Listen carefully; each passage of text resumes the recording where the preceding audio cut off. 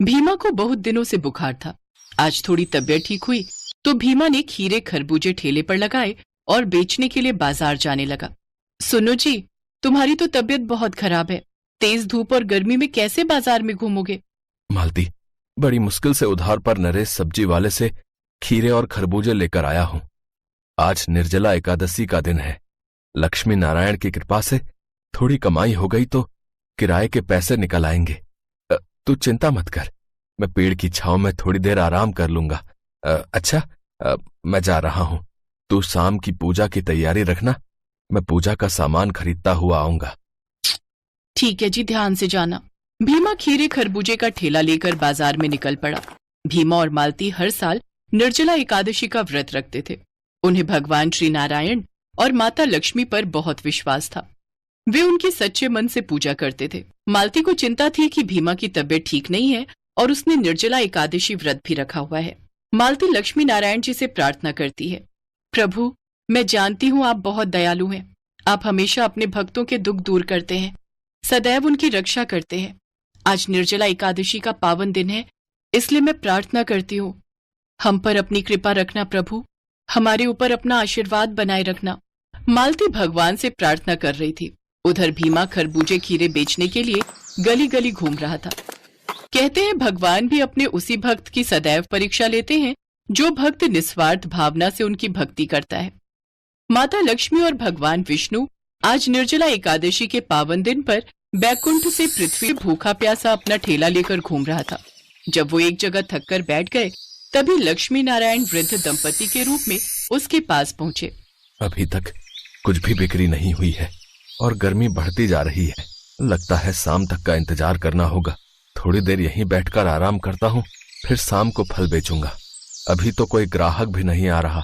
अब बेटा, आज निर्जला एकादशी का दिन है। आज फलदान करने से बहुत पुण्य प्राप्त होता है।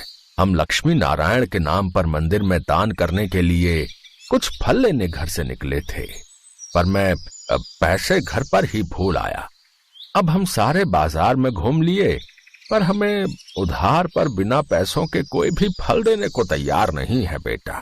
हमारा घर दूर है, इसलिए आने जाने में ही समय लग जाएगा। अब हमारी इतनी हिम्मत नहीं कि हम फिर से जाकर पैसे ला सके। अगर तुम हमारी मदद कर दो और हमें ये सारे खीरे और खरबूजे दे दो तो हम तुम्हें शाम को उनके सारे पैसे दे जाएंगे। बेटा, अगर तुमने भी मना कर दिया तो हमारा निर्जला एकादशी व्रत अधूरा रह जाएगा। उन वृद्ध दंपति की बात सुनकर भीमा कुछ देर सोचने लगा कि बिना पैसों के सारे ठेले के फल किन्हीं अनजान को कैसे दे दे, पर लक्ष्मी नारायण के प्रसाद के लिए वह उन्हें मना भी नहीं कर सकता था। इसलिए भीमा ने उन्हें खीरे और खरबूजे देने का फैसला किया और उन्हें बोरे में भर दिया। अब ये लीजिए, मैंने सारे फल इस बोरे में भर दिए हैं। आप इन्हें लक्ष्मी नारायण के मंदिर में बांटने के लिए ले जाइए। कोई बात नहीं, पैसों की कोई बात नहीं। अब जीते रहो बेटा, बहुत बहुत धन्यवाद। तुमने आज निर्जला एकादशी पर हमारी मदद करके श्री हरि विष्णु और माता लक्ष्मी को बहुत प्रसन्न किया है। देखना, वो तुम पर अपनी कृपा जरूर करेंगे। हम शाम को तुम्हें पैसे दे जाएंगे। अपना घर बता दो बेटा। भीमा वृद्ध दंपति को घर का पता दे देता है। अब सारे फल तो भीमा ने उन्हें दे दिए, तो वह बाजार में क्या ही करता। भीमा घर लौट आया, पर जब मालती को सारी बात पता चली तो वो थोड़ा चिंता में आ गई। तुमने ऐसे कैसे किसी अनजान को सारे खीरे और खरबूजे दे दिए? हमारे घर में तो आज खाने के लिए अन्न का दाना भी नहीं है, ऊपर से तुमने उधार के पैसे भी चुकाने हैं। ये खीरे और खरबूजे के पैसे अगर वो लोग हमें नहीं दे गए तो तुम कहाँ से पैसे लाओगे? कितने दिन से तो तुम बीमार चल रहे थे। पता नहीं प्रभु हमारी कौन सी परीक्षा ले रहे हैं। मालती, चिंता मत कर। उन्होंने बोला है कि शाम को वो पैसे दे देंगे। तूने पूजा की तैयारी कर ली? हाँ, तैयारी तो कर ली, पर पूजा में रखने के लिए कोई भी सामग्री नहीं है। हमें ऐसे ही लक्ष्मी नारायण की पूजा करनी होगी।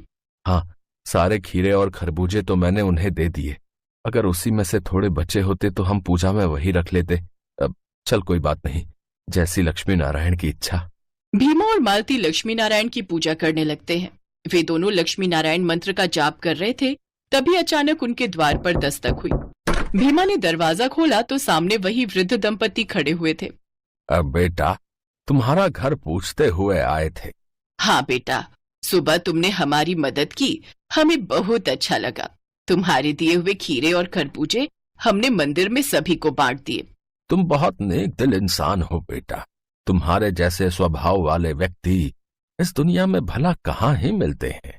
बेटा, सुबह के कितने पैसे थे, हमें बता दो। अरे आप अंदर तो आइए। मालती, देखो कौन आया है। मैंने तुम्हें बताया था ना, ये वही है। भीमा उन बूढ़े दंपति को अंदर ले जाता है। आज निर्जला एकादशी के व्रत पर आप हमारे घर पधारे हैं। आप हमारे लिए बड़े बुजुर्ग हैं, लक्ष्मी नारायण स्वरूप हैं।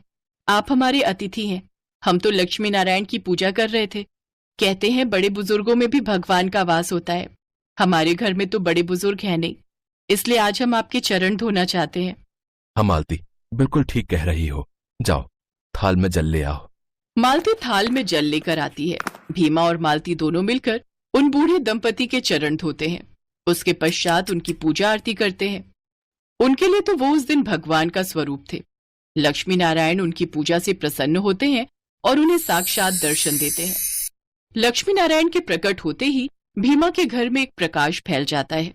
उनके घर में धन धान्य का ढेर लग जाता है। भीमा, मालती, हम तुम्हारी पूजा से प्रसन्न हैं।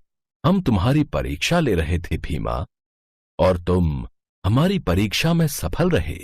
तुमने हमारा निर्जला एकादशी व्रत रखा और निस्वार्थ भावना से हमारी मदद की, इसलिए अब तुम्हारे सारे दुख के दिन दूर हो गए।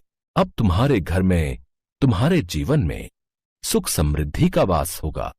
भीमा, मालती, हमारे आशीर्वाद से अब तुम्हारे घर में धन की वर्षा होगी। तुम्हारे जीवन में खुशियों का प्रवेश होगा।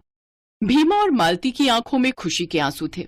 निर्जला एकादशी के दिन लक्ष्मी नारायण उनके घर में पधारे और उन्हें साक्षात दर्शन दिए और आशीर्वाद देकर अंतर ध्यान हो गए। लक्ष्मी नारायण की कृपा से भीमा और मालती की जिंदगी खुशियों से भर गई।